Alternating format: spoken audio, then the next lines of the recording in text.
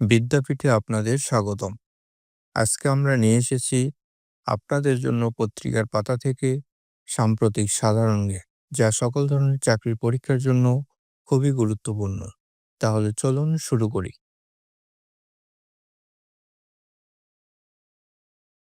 অন্তর্বর্তী সরকার এখন পর্যন্ত কতটি সংস্কার কমিশন গঠন করেছে?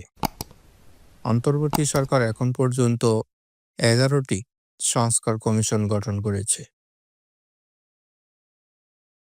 বাংলাদেশ ইনস্টিটিউট অব লেবার স্টাডিজের নির্বাহী পরিচালক কে? বাংলাদেশ ইনস্টিটিউট অব লেবার স্টাডিজের নির্বাহী পরিচালক হলেন সৈয়দ সুলতান উদ্দিন আহমদ। এবছর চ্যাম্পিয়ন্স ট্রফির আয়োজক কোন দেশ? এবছর চ্যাম্পিয়ন্স ট্রফির আয়োজক পাকিস্তান ক্রিকেট বোর্ড পিসিবি। কোন ক্রীড়া দল প্রথম 21 পদক লাভ করে?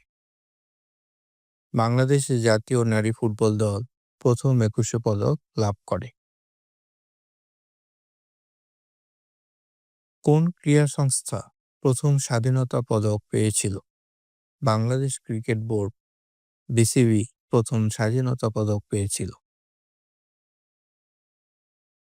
বিশ্বের কোন দেশ প্রথম গ্রহ প্রতিরক্ষা বাহিনী গড়েছে? বিশ্বে প্রথম গ্রহ প্রতিরক্ষা বাহিনী গড়েছে চীন। কবি জসীমউদ্দিন সাহিত্য পুরস্কার 2025 পেয়েছেন কে? কবি জসীমউদ্দিন সাহিত্য পুরস্কার 2025 পেয়েছেন কবি আল মুজাহিদি।